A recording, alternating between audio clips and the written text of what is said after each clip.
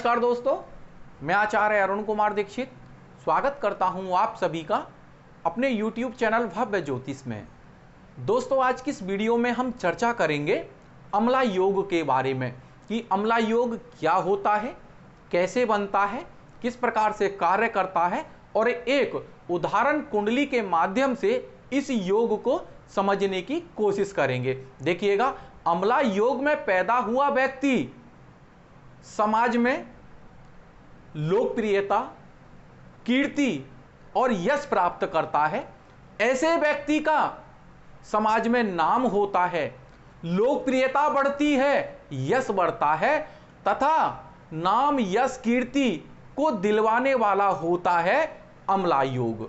और अब देखते हैं कि यह योग बनता कैसे है। देखिएगा, ज्योतिषीय शास्त्रों के अनुसार लग्न या चंद्रमा से दशम स्थान में कोई शुभ ग्रह बैठा हो तो अमला योग का निर्माण होता है।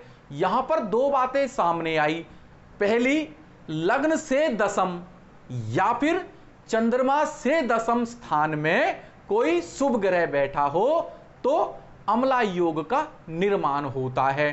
पहले तो लग्न से दशम स्थान देख लीजिए, अगर कोई शुभ ग्रह बैठा होगा तो अमला योग बनेगा, या फिर अगर चंद्रमा से दशम स्थान में कोई शुभ ग्रह बैठा होगा तो भी अमला योग का निर्माण होगा। देखते हैं, इसको समझने की कोशिश करते हैं। देखिएगा, यह होता है कुंडली का लग्न भाव।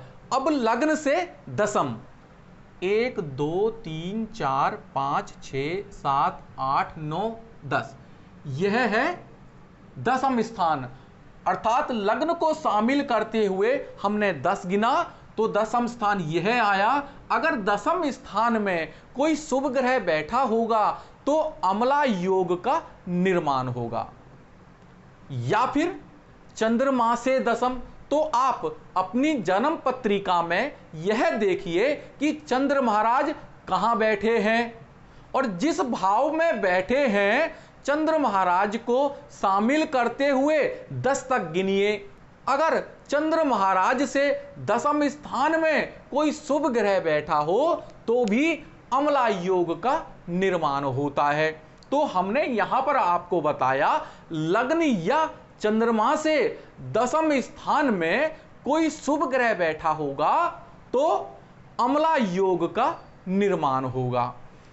तो यहां पर बात हुई शुभ ग्रह की, तो आपको यह पता होना जरूरी है कि कुंडली में शुभ ग्रह कौन कौन से होते हैं।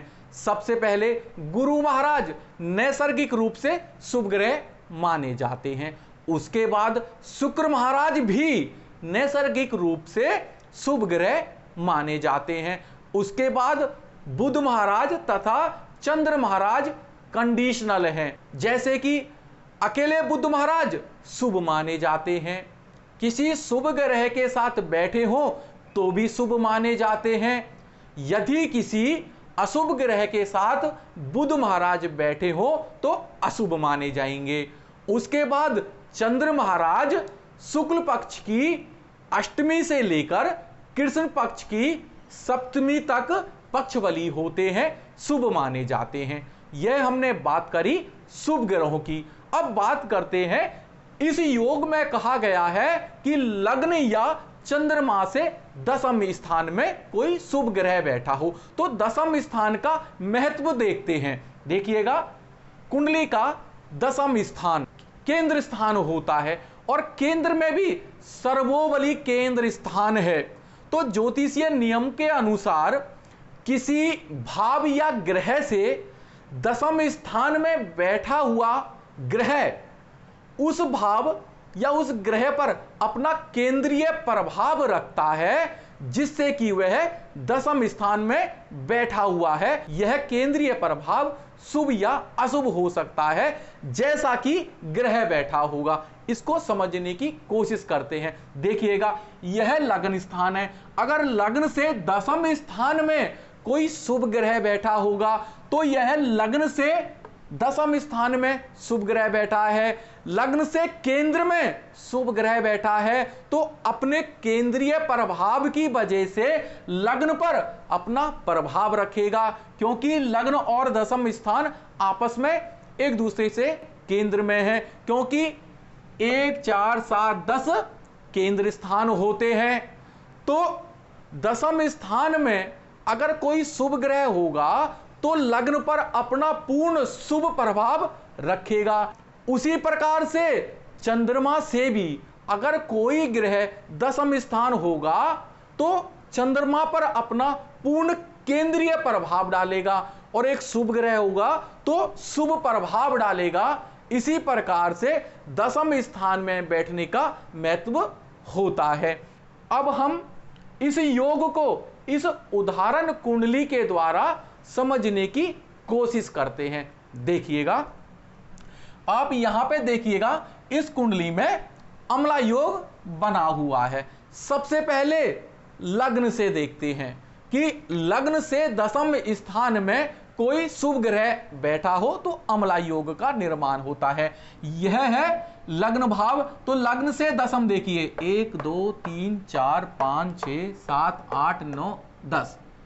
तो लग्न से दशम स्थान में गुरु महाराज बैठे हैं। उसके बाद इस कुंडली में फिर चंद्र महाराज को देखते हैं। चंद्र महाराज भी इस कुंडली में लग्न में ही बैठे हैं। तो चंद्र महाराज से भी दशम स्थान में शुभ ग्रह अर्थात गुरु महाराज बैठे हैं। तो यहां पर लग्न से भी दशम स्थान में और चंद्र से भी दशम स्थान में गुरु महाराज बैठे हैं। तो एक अम्ला योग का निर्माण होता है, एक अच्छे अम्ला योग का निर्माण होता है, क्योंकि लग्न से दशम स्थान में कोई शुभ ग्रह हो या फिर चंद्र से दशम स्थान में कोई शुभ ग्रह हो तो व्यक्ति को जीवन पर्यंत यश मिलता है, कीर्ति मिलती है, लोकप्रियता मिलती है, मान सम्मान मिलता है। वहीं पर अगर चंद्र और लग्न दोनों से दशम स्थान में कोई शुभ ग्रह बैठा हो तो ऐसे व्यक्ति के लिए यह योग ज्यादा महत्वपूर्ण हो जाता है। उस व्यक्ति के मरणोपरांत भी उसकी लोकप्रियता, उसकी कीर्ति समाज में बनी रहती है। और यह कुंडली आदरणीय श्री धीरू भाई अंबानी जी की कुंडली है, और धीरू भाई अंबानी जी के बारे में आप बेहतर जानते हैं, क्योंकि जीवन पर्यंत उनकी लोकप्रियता समाज में थी और उनके जाने के बाद भी उनका नाम समाज में जाना जाता है। और इनकी लोकप्रियता में अम्ला योग का बहुत ही योगदान है। तो आशा करता हूं कि दोस्तों यह वीडियो आपको पसंद आया होगा। अगर वीडियो पसंद आया हो तो प्लीज इसको लाइक करें, शेयर करें और मेरे चैनल भव्य ज्योतिष को सब्सक्राइब करें। धन्यवाद।